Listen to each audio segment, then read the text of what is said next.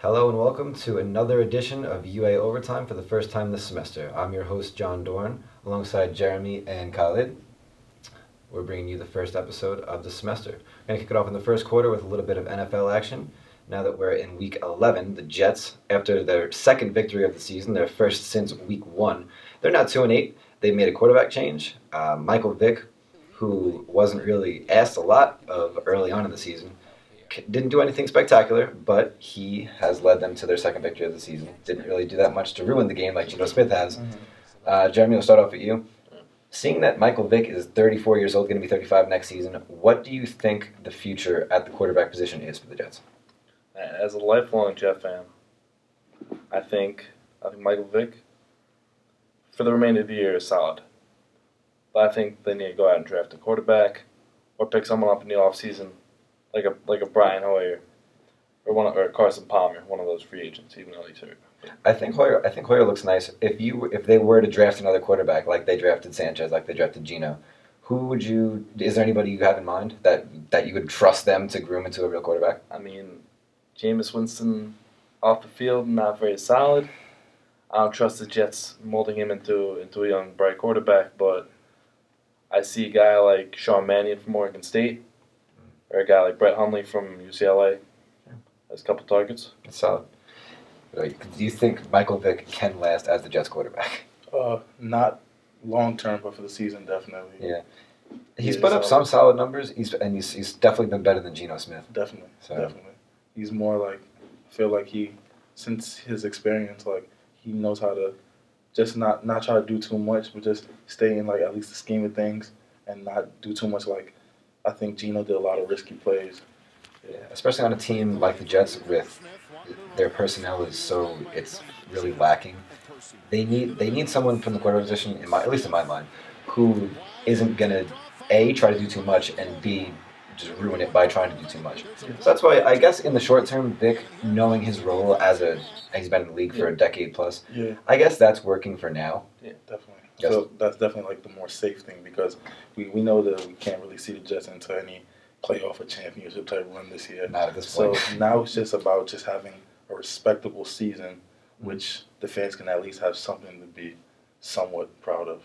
Speaking of respect, I'm sure you both heard over the practice field this past week, fans chipped in and bought the message flying over the airplane, "Fire John Idzik."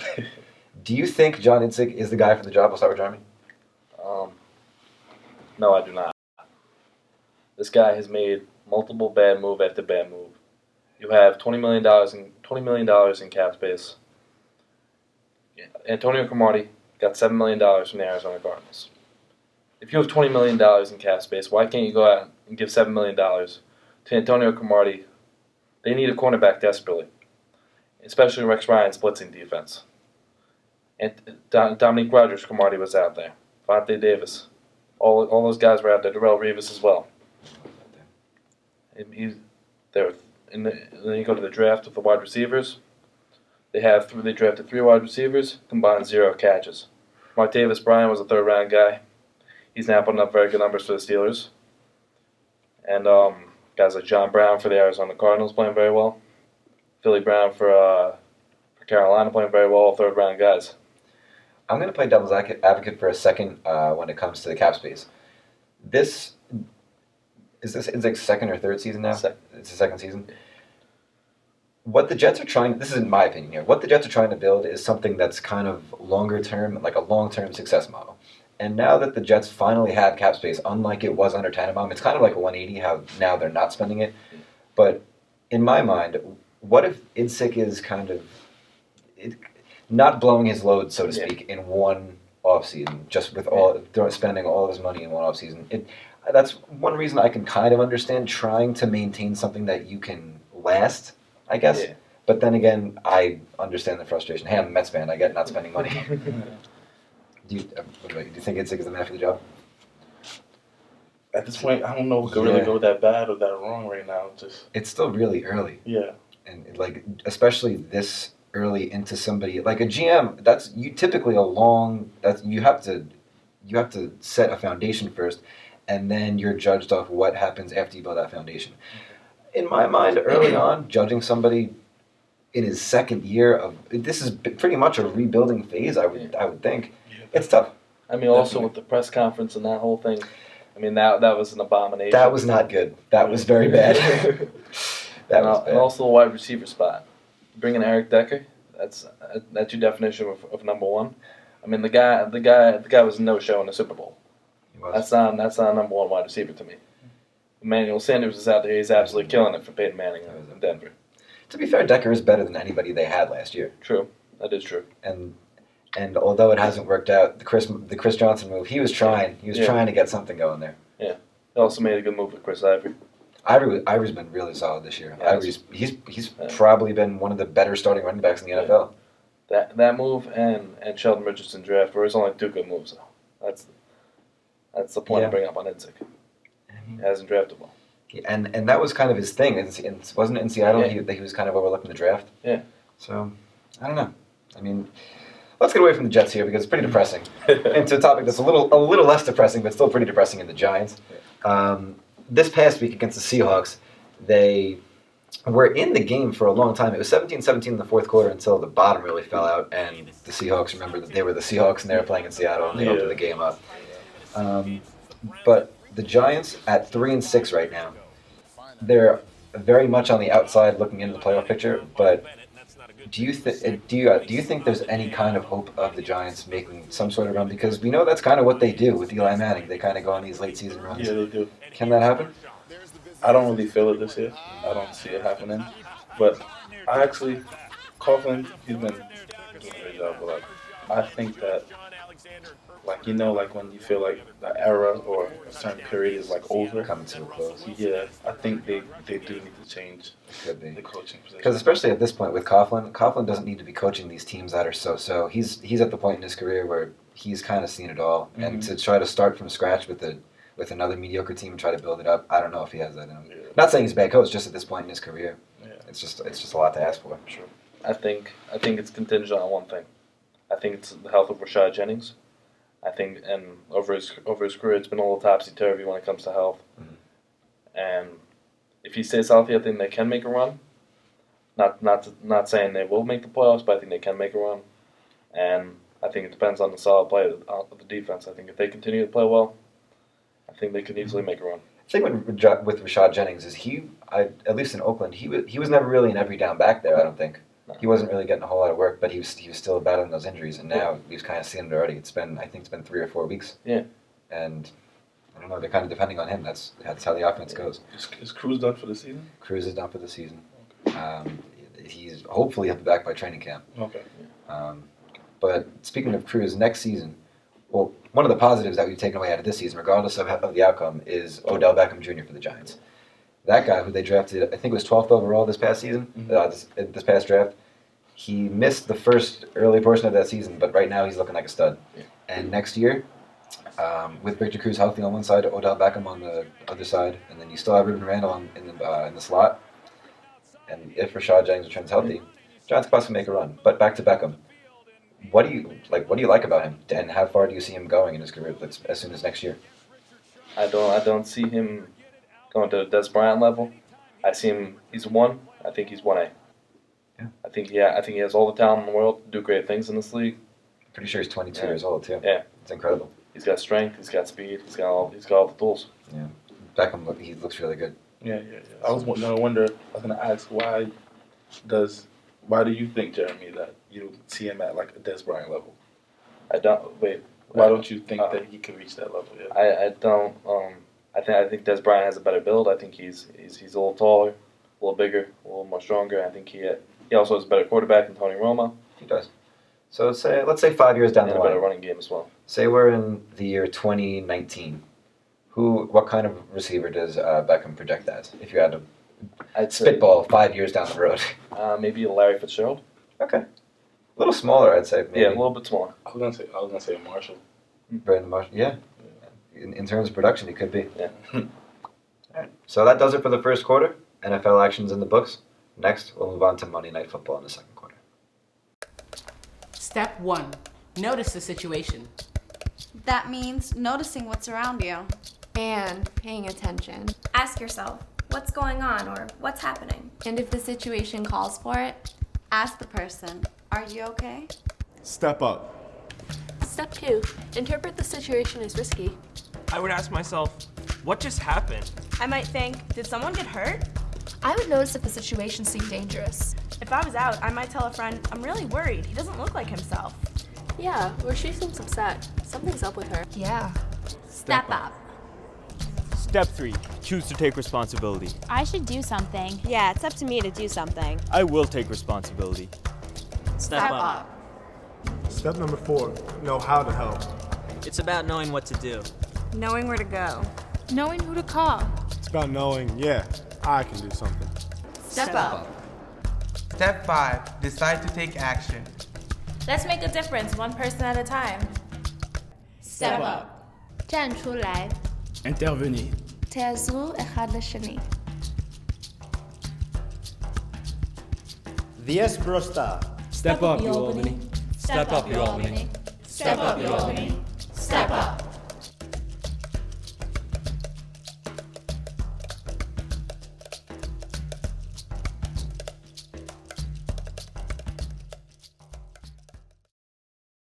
Welcome to the second quarter, where we will be previewing tonight's Monday Night Football matchup against the Eagles and the Panthers. The Eagles at 6-2 are hosting the 3-5-1 Panthers, who haven't won since Week 4 when they played the Chicago Bears. That was before their tie.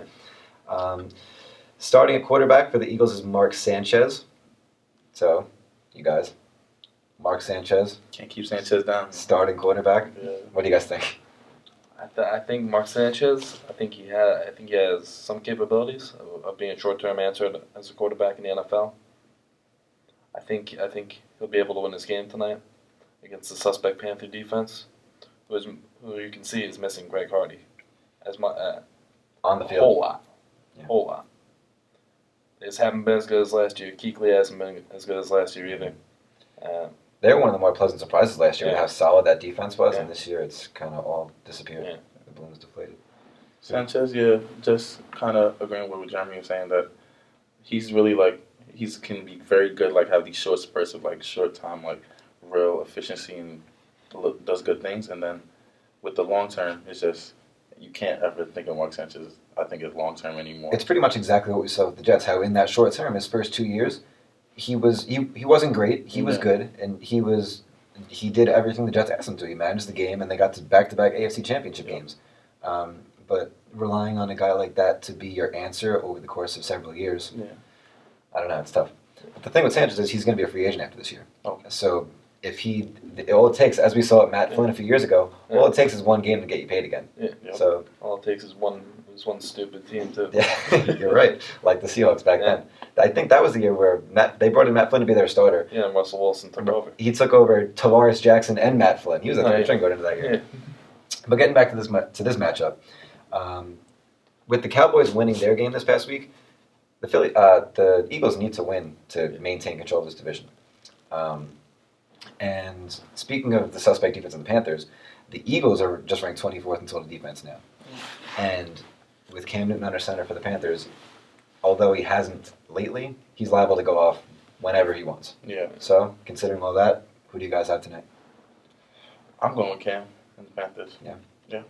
I like it. I think the loss of D'Amico Ryans hurts a lot for that Eagle defense. I like the Panthers. Panthers? Yeah. You got a score? Yeah. I'll say I think it's gonna be a shootout. I like 41-38 Panthers. Two suspect defenses. I like it. Score? Yeah, a close score too, and I would say maybe a little bit less scoring than around the 35-30. 35-30? Yeah. Put it in the books? Yeah. I like it. Yeah. Second quarter's in the books. Come back at you after halftime with some NBA talk in the third quarter. So, what is consent? Asking first. Talking to your partner before sex or hooking up.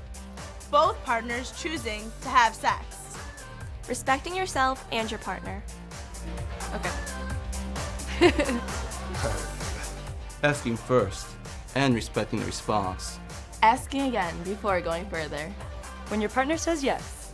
Telling your partner how you like it. Communicating what you like. I can do that. Okay. It's not okay to. Pressure, intimidate, or force your partner to have sex. Have sex with someone who's asleep, unconscious, passed out, or too drunk to communicate. Have sex when your partner is silent, unsure, or uncomfortable. Kill your partner into doing anything. So, How do you ask? Do you want to have sex? Is this going too far? Can I kiss you? Can I kiss you? Do you want to Hold my hand? Do you want to leave now? I know this might be awkward, but I really want to kiss you. Do you want to hook up? Do you want to tell your friends where you're going first? Do you think this is going too far? are you comfortable? Can we get that awkward "can I kiss you" moment out of the way? You're kind of making me nervous. Is this going too far? Is this too much? Is this okay? Are you comfortable? Yeah, I think it's a touchy subject too. People don't like to talk about it, but I think it needs to be talked about. Can consent be implied? People misread body language all the time. What if they said yes, but they were intoxicated and they really didn't mean it? Yeah, no one deserves to feel violated or bad about themselves. Yeah, you definitely want to make people comfortable, right? Yeah, it's not really a class you get in high school either. I mean, nobody really teaches, oh, it's consent. You know, that's not really in between English and math.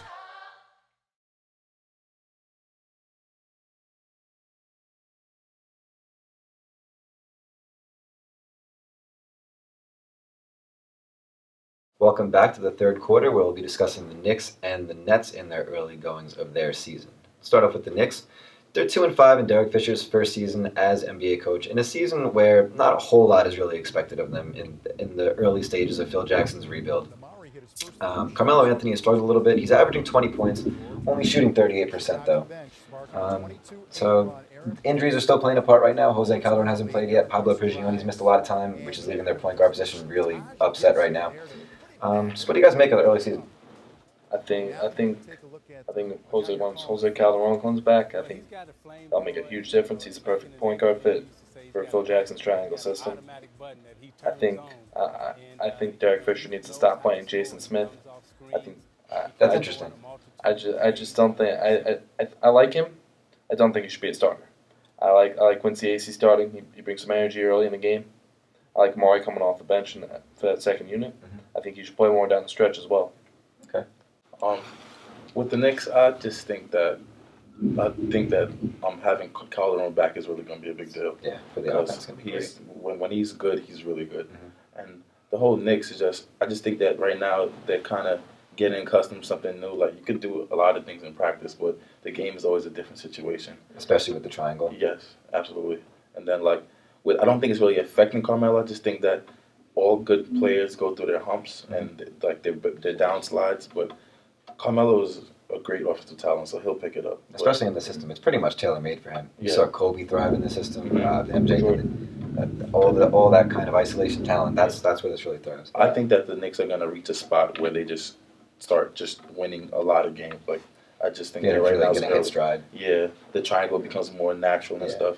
And in a way, I don't even know if I should say this or not, but I think kind of Derek Fisher might be doing a little bit too much. I think he just kind of over it. I think when I see this is what I'm seeing from television. Yeah. It looks like he's overanalyzing things at times. I kind of agree. Yeah, I agree with that. At the same time, I think in the first 7 games of his coaching career, he's probably just trying to try everything and just kind of see what works and what doesn't work. He's got a completely new team too. Exactly. He doesn't really have experience with many of these players at all. Okay. Also Iman Shumpert. I think he's really impressed me a lot. Especially because they have him playing point guard and he's doing it well. His shooting stroke looks much better. I think Woodson really screwed him over. Just with the whole way Woodson handled Shumpert, he really got into his head. And, I don't know. That's just my opinion. I never thought Mike Woodson was a great basketball coach either. I would have to agree with you there. Yeah. But I want to get back into Fisher starting lineup really quick. Have you mentioned you want to see AC starting at the 4? Yeah. I think personally, over the past 2 years, we've seen it when Carmelo Anthony starts at the 4. Yeah. He's really thrived because he's going up against bigger, less mobile players, and it really opens up the offense in my mind because you have Carmelo at a bigger position, and then he's surrounded by 3 shooting players, catch and shoot guys on the perimeter. Yeah, I don't think they have the depth of the 3 to do that. Because then you're starting Clay Anthony early, or even Tim Hardaway, which I like coming off the bench. Or you could go J.R. Smith. You could go with Smith and Shumpert paired together. Yeah, I mean it's possible. Which isn't the worst thing. Or when Calderon comes back, you could start Larkin at the 2.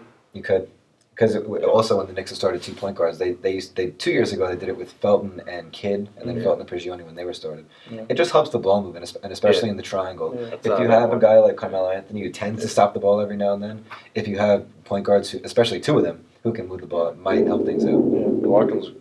Larkins looked pretty good in his young career too. He was a first-round pick. He got drafted above Tim Hardaway. Yeah. I think he was the 16th overall pick. Larkins really surprised me because I didn't think he didn't really get that much playing time in Dallas. So he was hurt, and then Carlisle didn't really play him a whole lot. Yeah, but he also had a pretty good team over there too. They did. So that's not really a team that a rookie's going to get a whole bunch of burn on. But I think I like the way he looked. Oh, go ahead. Okay. Oh, I was going to say that the pairing of Shumpert and Smith, I feel like it go only hit or miss. Like it's either it's going to go really bad or really well. That's true. I mean, because and you could say that with pretty much J.R. Smith and anybody else in the entire NBA. Exactly. Yeah. But I mean, the way the Knicks look right now, in my mind, this season, it's kind of just you got to get it over with because you got to wait for Stoudemire's contract to come off the books. You got to wait for Bargnani's contract to come off the books. I think Amari should be back with the Knicks next year. I think if it's a low salary, I think he should be back On like a minimum salary, maybe. Yeah, I mean even $3-4 million. It could happen. He looks pretty good. He looks. He looks. The thing is, offense was never his problem.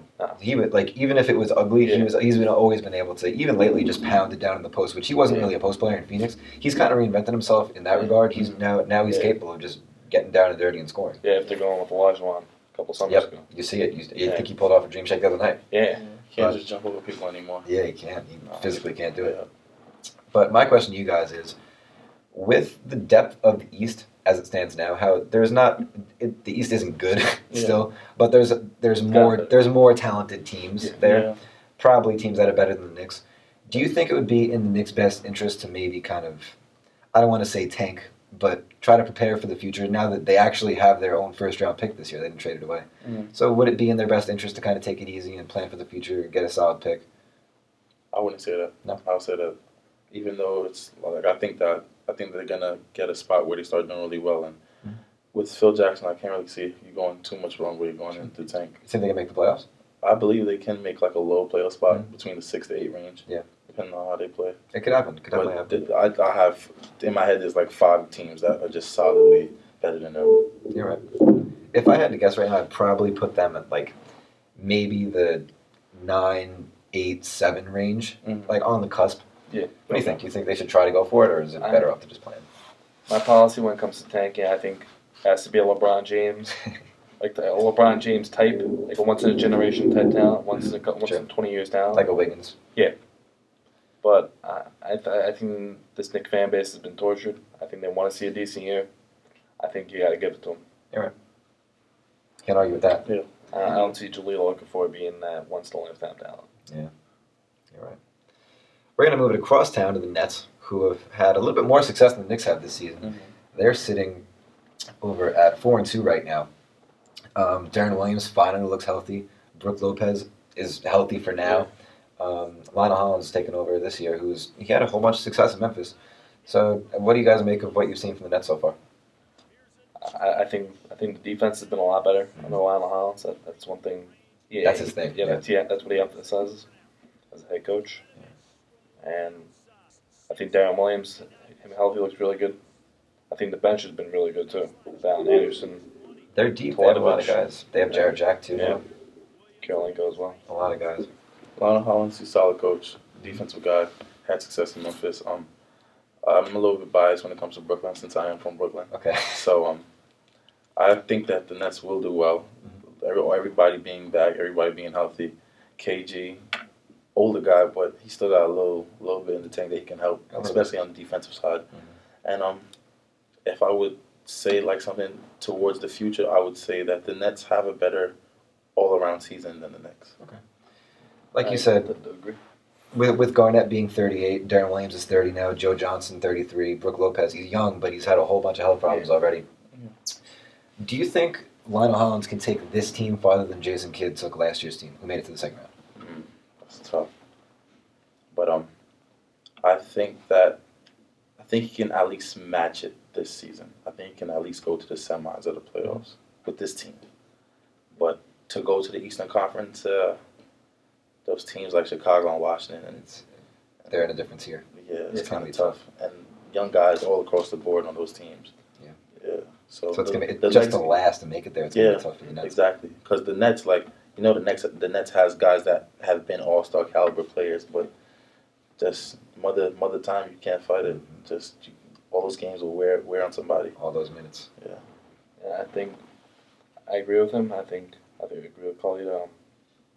I think there are a couple teams that are better than the Nets, like Chicago and Cleveland, obviously. I'd even probably put Charlotte there. Yeah, Miami, Charlotte. I was just gonna say Charlotte. Washington. Yeah, Washington definitely. Atlanta, I'd probably put there too. I don't know about They're on the cusp. They're in the same tier. Yeah. I think they can match Detroit it. my sneaker too. Detroit. It all depends on Stan Van Gundy how he puts together all those big guys. Yeah, because Stan is a great coach. And they have talent. I even think Milwaukee could sneak into. They got some talent on that team. I don't know if they can make the playoffs, but I think they're going to be a whole lot better than they were last year. Definitely. I don't really know how Milwaukee was so bad last year. Yeah. I mean, Larry Drew is a horrible coach. That's what it is. That's a good point. He also had a couple injuries too. Hey, Jason Kidd, it all comes full circle. Yeah. Yep. All right, we're going to break it off here for the third quarter. In the fourth quarter, we'll branch off to the rest of the NBA and give you a little predictions for the rest of the year.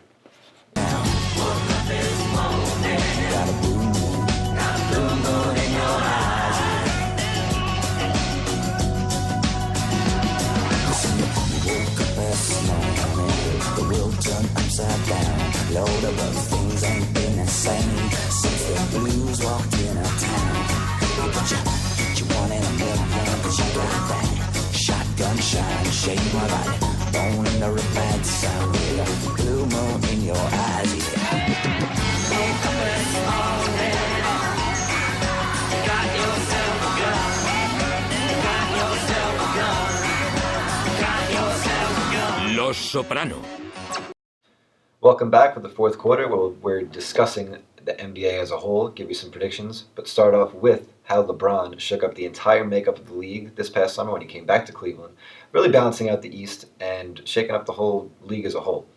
The Cavaliers and the Bulls were the favorites easy in the East going into the season. But the Cavs have looked a little shaky. They lost to the Knicks, they've lost to the Utah Jazz. And over in Chicago, Derrick Rose is already missing games with some injuries. I wish I could say I didn't expect that. But in the East, what do you really think is going to happen? I like Chicago to come out. I think the addition of Pau Gasol was a genius one. I think he's a very good fit in that system. I think Taj Gibson has another very solid year. I think the sprained ankles, I mean, it's not the most serious injury in the world. I think he can get over it. You would hope so. And I think before the sprained ankles, he had some pep in his step. He really did. I think he. Are you talking like over this past summer? Yeah, and like the first few games of the year, he looked fast. Against the Knicks, he looked really fast. And that's his thing. It's all explosion. It's all speed. Yeah. Who do you think comes out of the East? Chicago. Still got Chicago? I just think Cleveland is going through, just like what LeBron was saying in interviews, new team, new coach, new everything. And people forget we saw the same thing when LeBron first went to Miami. I think they were 9-8 or something like that. It's a slow start. Everybody starts panicking. Oh my God, the team is not good. And remember, I don't know if you guys remember when LeBron bumped Spoelstra in the huddle that one time. It was the whole thing, and people got over it once they won all those games in a row. They also have a rookie head coach too. They do. Well, by rookie, NBA rookie. That guy has a lot of experience overseas. Overseas, I heard he's a big time coach. He's a coaching legend over there. The NBA is a whole different animal, though. That's true. I like the team up north too, Toronto. They were the third seed last year, and they pretty much brought back their entire. It looks like the same team. They brought back their entire roster. Yeah. And Washington. And those guys mature a year too. Yeah, especially I love Kyle Lowry as a player. Yeah. Terrence Ross too, I like a lot. Terrence Ross is going to develop. I hope with Lowry it wasn't a contract year thing because now they got paid. But Lowry, I love the way he plays. Yeah. Hard nose, full speed. Yeah. That Washington has a little serious too to me though. Washington, DC, the Wizards. Yeah, the Bill and Wall thing in the backcourt is crazy. Paul Pierce brings experience, and then Gortat and Nene. I like Porter too. Otto Porter. Yeah, and he didn't even get a whole lot of playing time last year. And I think he had injuries problems. Yeah. But starting even this past, I remember in the summer league he looked great. He did good. Yeah. I think he was like co-MVP or something like that. I think you might be right. Yeah. Yeah, I think so. Yeah. Yeah. Another thing on Lowry, I see a little Derrick Rose on him. Not as fast, obviously, but not as fast. Probably not as style wise. The same kind of just hard nose. He's ready to get after it. Yeah. In terms of because that's how the top is really shaping out in the East. Let's get down to like the 8, 7, 6 seed. Mm-hmm. You have those teams in that tier where it's like the Knicks, maybe the Nets, the Pistons could make a run and get in the bottom of there. You mentioned the Bucks. Yeah. Who are some teams that you see getting into the bottom end that other guys might not see? I mean, I like the Knicks.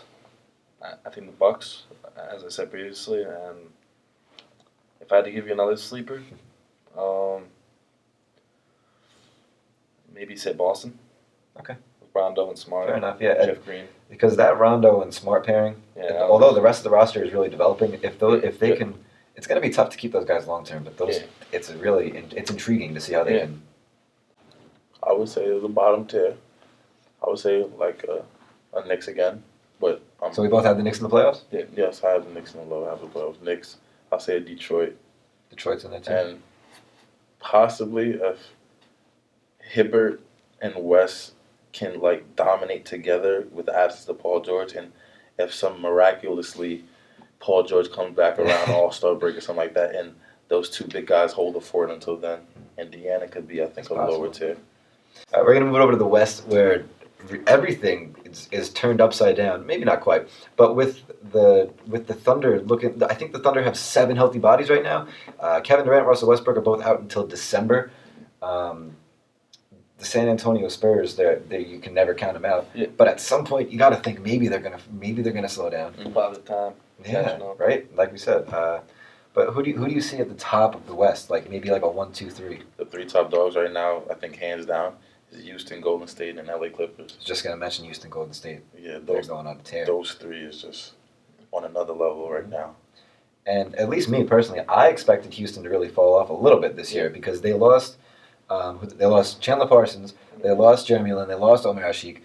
Pretty much got nothing in return besides signing Trevor Ariza because they were really going after signing Bosh and freeing up that cap space for that. And they whipped, they swung and missed. I thought that Bosh was going to go through too. I thought it looked like Texas and everything. Once LeBron left, I thought he was gone.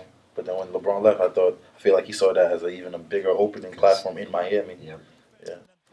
Now that we've talked about the East and the West, who do you guys have winning the East, winning the West, and getting that ring?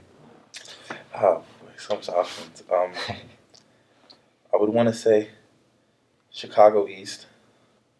Think Derrick Rose is going to come back out there? Yeah, a healthy Derrick Rose, Chicago East.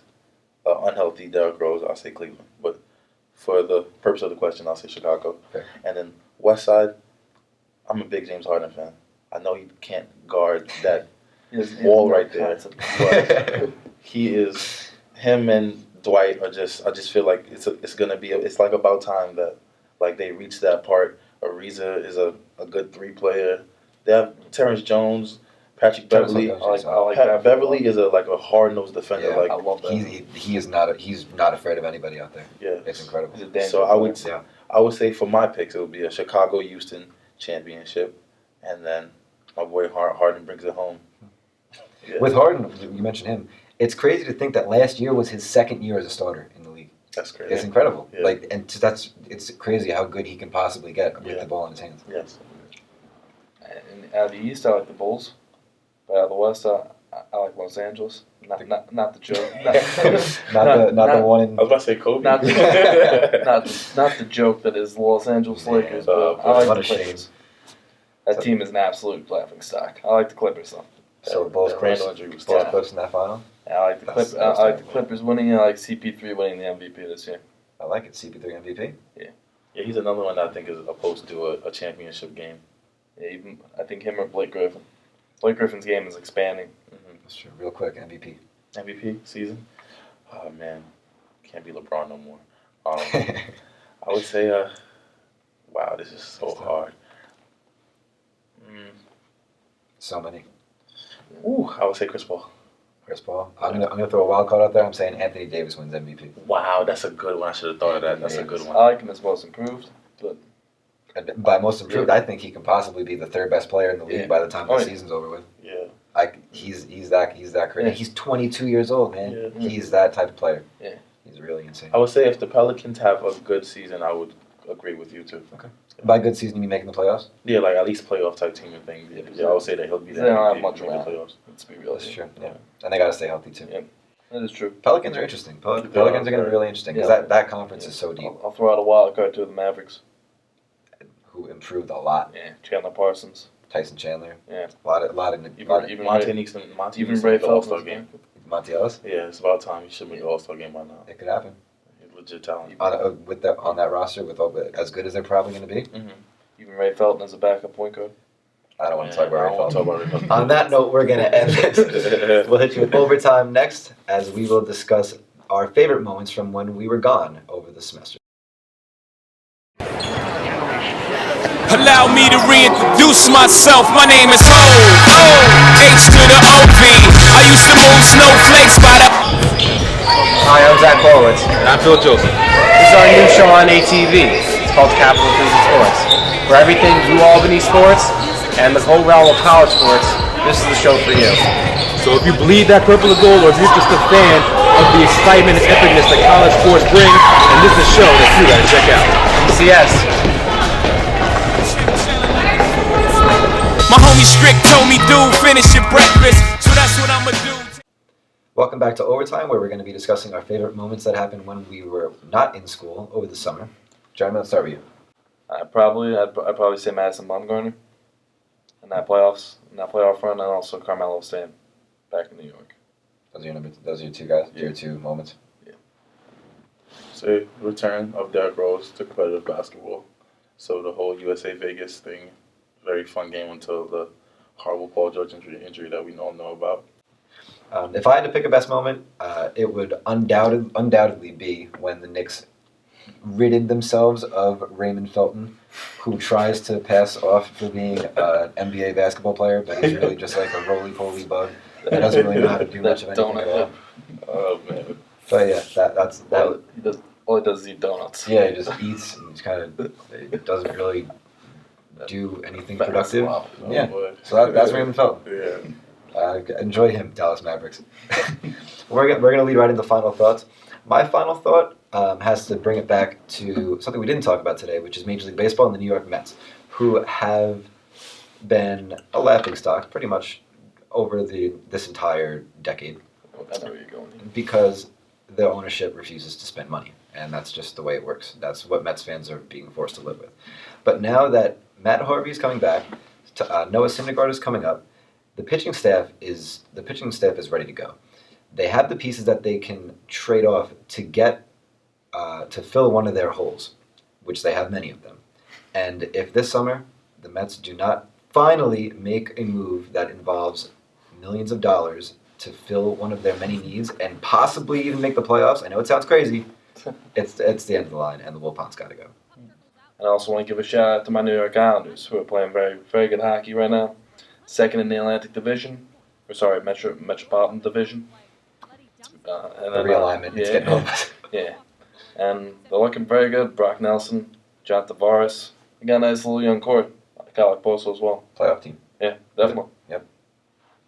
I just want to say the emergence of Anthony Davis as a powerhouse in the NBA. I think that this guy has very similar characteristics to young Kevin Garnett. And I would also just think that it would be best for the rapper Drake not to mention basketball players in his rap so he doesn't get sued anymore by the NBA. I think that would be the best thing for his pocket, even though I think he was fine after that situation. But yeah, I think it would be best for him. I think he can afford it. Yeah, I think he can afford it, yeah. Also, I also want to say one more thing. I want to see another fight this weekend in this weekend's NASCAR race. I think fighting is great for the sport. I think those things are scripted, but that's besides the point. And speaking of fighting, I think it creates great publicity for the sport. I think the sport needs ratings, and that's what people want to see. Right. And I was gonna say, speaking of fighting, can we get a Mayweather-Pacquiao? Definitely. I think that ship sailed like 5 years ago. You think it's done? We got 2 more fights. Let's see what happens. It's 2 more fights. The name Pacquiao. I'd like to see it. Yeah. Yeah, Pacquiao's got someone this weekend.